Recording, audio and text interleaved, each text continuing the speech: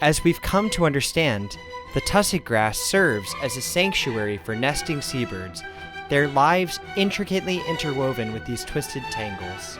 Tussock stands as the bedrock of an iconic ecosystem here in the Falkland Islands. Yet, amidst this picturesque landscape, an overlooked battle rages. The very fabric of this vital ecosystem is being besieged by an onslaught of threats. Across the Falkland Islands, centuries of human activity have resulted in only a fraction of the once thriving tussock fields surviving to the present day. So back in since humans got there really, they started burning the tussock to clear it, and then they grazed it, and so there's been a huge amount of pressure on the land overall. For centuries, sheep farming has been the lifeblood of these remote isles, shaping both the land and its inhabitants. Yet, the relentless appetite of countless hooves has wrought havoc upon the delicate balance of nature. If there's an island that doesn't have sheep on, and then it gets purchased by someone and they put their sheep on, and then the tussock disappears, that's just... Have you seen that happen? Yes, and it's very unfortunate. Decades of overgrazing have exacted a heavy toll. Where lush tussock fields once flourished, now lie barren expanses. The once proud tussock fields relegated to mere memories of a bygone era. Unfortunately, sheep are not the only newcomers to these lands. But there's also the impacts from the invasive mammals. Sure. So we've got camera trap footage of cats putting their heads in the burrows looking for white-chinned petrels and so on. From studies that have been done in the Falklands, that Falkland Islands without those invasive mammals, rats primarily, have about double the amount of coastal water birds than those that do.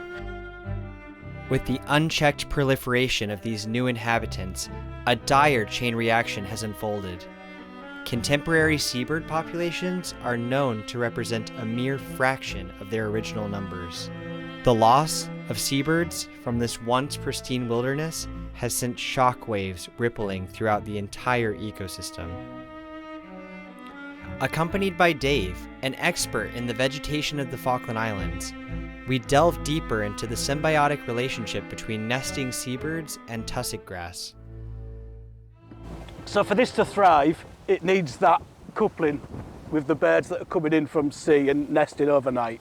So it needs marine nutrients. It can photosynthesize down to 0 degrees, but in the absence of those marine nutrients, it can yellow up, and you can see it's got a nutrient deficiency.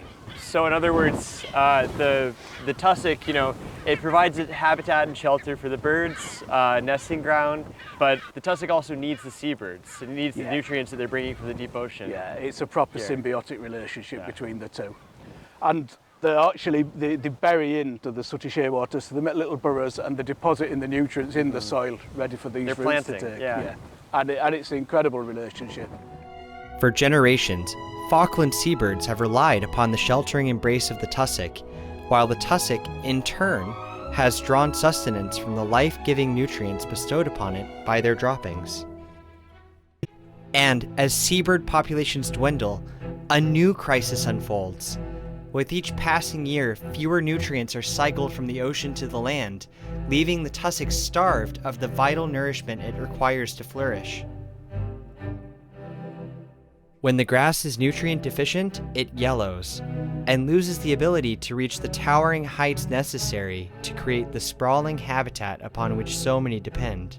This withering of remaining tussock leads to dire consequences for the entire ecosystem.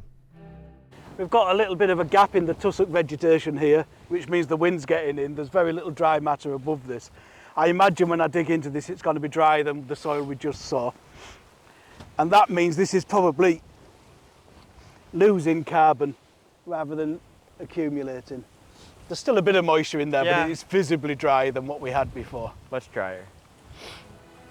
Without healthy fields of tussock locking in soil moisture, millennia of accumulated soil is rapidly swept away by the unforgiving Falklands winds. In a geological blink of an eye, only hostile bedrock remains, leaving no shelter for wildlife and no soil for vegetation to regenerate. There are lots of areas that have been completely stripped bare and that are eroding very rapidly. And at the moment we're getting to the stage where the soil is blowing away at a rate of 9 football pitches per year. And it's blown away down to bare rock and mineral. So once you're down to bare rock and mineral, it's really, really hard to restore that. So it's really important now that we work on stabilising that exposed soil. From the loss of millennia-old soil to the dwindling habitats of seabirds and mammals, the absence of thriving tussock fields cast a long shadow over the delicate biodiversity of the Falkland Islands. The loss of tussock grass is not just a concern, but a looming peril. Yet, amidst the perils of past and present, there still remains hope. In our final episode, join us to learn about the efforts to save the delicate tussock ecosystem and find hope in the resilience of nature.